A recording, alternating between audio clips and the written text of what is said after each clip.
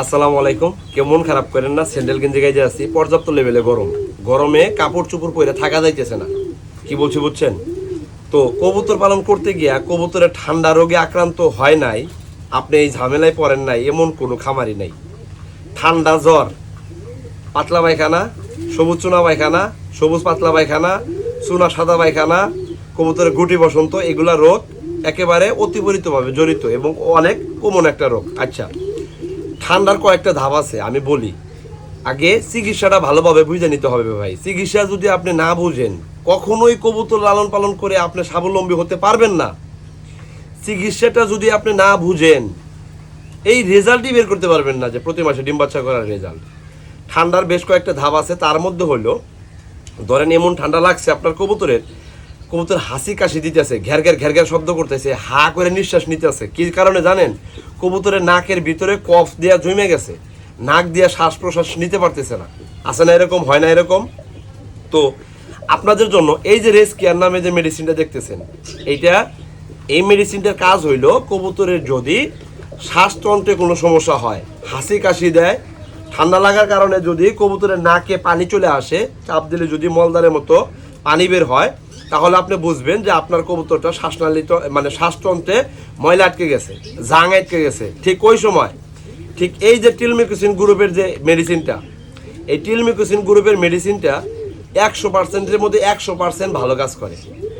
আমি কিন্তু কোম্পানির নাম বলি নাই, টিলমিউসিন গ্রুপ, এটা যে কোনো কোম্পানি হতে পারে। স্কোয়ার বলেন, এসকেপ বলেন, অপশনিনে বলেন, কেমিস্টের বলেন, হ্যাঁ, রেনেটা কোম্পানি বলেন, যে কোনো কোম্পানির হোক, ডাজেন্ট ম্যাটার, বাট টিলমিউসিন গ্রুপের মেডিসিন অ্যাড করাবেন। এখন এই যে 4টা মেডিসিন আমার হাতে দেখতেছেন, এই 4টা মেডিসিনই মূলত অর্থে ঠান্ডা রোগের জন্য কাজ করে। কিভাবে? এবার মেন মেডিসিন হলো এই টিলমিউসিন গ্রুপ। মেন ঠান্ডা রোগের হাত থেকে আপনার কবুতরকে রক্ষা করবে এই টিলমিউসিন গ্রুপ। তবে এর সাথে সাপোর্টিং দেওয়ার জন্য এই মেডিসিনগুলো লাগে। আর একটা মেডিসিন আছে সিপ্রোফ্লক্সাসিন গ্রুপ, ওটাও এটার সাথে সাপোর্টিংয়ে যায়।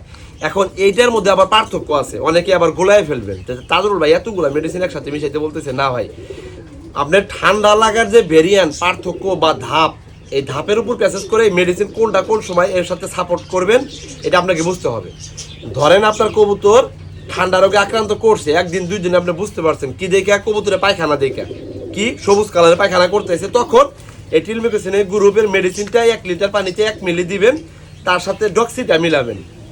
এই ডক্সি পাউডারটা মিলাবেন, মিলানোর পরে এইটার 1 মিলি 1 লিটার যে পানিতে দিলেন, এইটার 1 গ্রাম ওই একই পানিতে দিবেন, দিয়ে মিশাবেন, কবুতরকে খাইতে দিবেন 1 থেকে 2 দিন, 3 দিন সর্বোচ্চ, দেখবেন ওই রোগ ক্লিয়ার। যদি 1-2 দিনের বেলায় যদি আপনি বোঝেন, কবুতরের পায়খানা জায়গায় যদি এটা বোঝেন, এটা হলো এই চিকিৎসার ক্ষেত্রে। আচ্ছা, ধরেন কবুতরটা 5-7 দিন পার হয়ে গেছে, ওই সবুজ পাতলা পায়খানাটা আরো গাঢ় হয়ে গেছে, হ্যাঁ, তাহলে কি করবেন?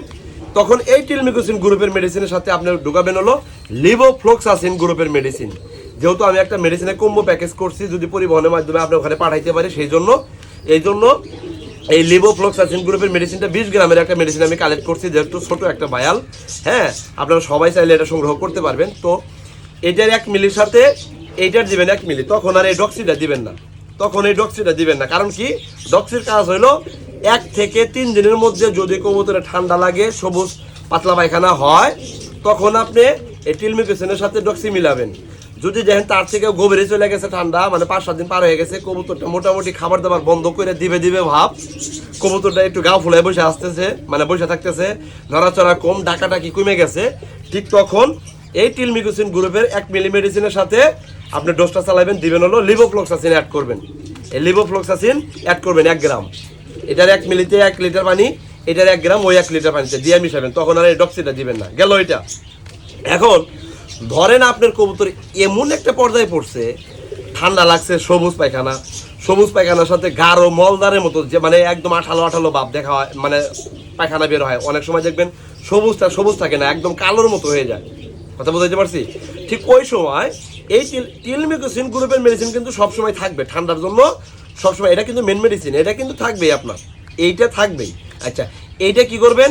1 লিটার পানি নেবেন, এটার 1 মিলি দিলেন, তখন হলো এটার 1 গ্রাম দিবেন, ওই 1 লিটারে দিলেন, তার সাথে এই হলো রেস্কিয়ার।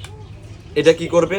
আপনার কবুতর ওই সময় দেখবেন খাবার দাবার বন্ধ করে দিবে, অনেক সময় বদহজম হয়ে যাবে, হ্যাঁ, বমি করতে পারে, খাবার খাওয়া একবারে ব্রেক করে দিবে, কবুতর একবারে শুকিয়ে যায়, বুকের পাঁজরে যে হাড়টা আছে এটা একবারে চিকন হয়ে যাবে এবং কবুতরটা আলটিমেটলি ঘ্যার ঘ্যার খ্যার খ্যার করবে, হা করে নিঃশ্বাস নেবে, ঘন ঘন শ্বাস প্রশ্বাস ছাড়বে এবং কবুতরের নাকে চাপ দিলে নাক দিয়ে পানির মতো জেলি বের হবে। ঠিক তখন এই যে আপনি টিলমেক্সিন গ্রুপের মেডিসিন মিশাইলেন, লেভোফ্লক্সাসিন 1 লিটার পানিতে মিশাইলেন, ওই 1 লিটার পানিতে এটা কি করবেন, আপনার 1 মিলি রেস কেয়ার বা পালমো কেয়ার এই মেডিসিনগুলা আপনার শ্বাসতন্ত্র নিষ্কাশন করে যেই মেডিসিন ওইটা সংগ্রহ করে এই দুইটা মেডিসিনের সাথে একত্রিতভাবে এটা 3 থেকে 5 দিনের একটা ডোজ করাবেন অথবা 7 দিনের একটা ডোজ করাবেন। এই যে কথাগুলো বললাম, তারপরেও যদি ঠান্ডার কারণে আপনার কবুতর যদি মারা যায়, এর বাইরে কিচ্ছু করার নাই।